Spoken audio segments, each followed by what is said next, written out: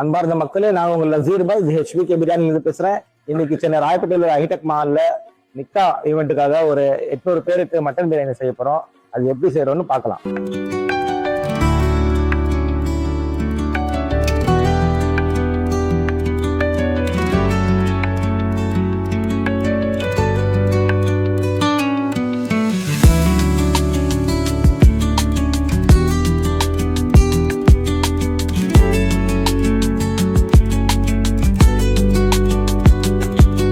பிரியாணி வந்து final stage வந்துட்டோம். வந்து பிரியாணி வந்து முடிக்கும்.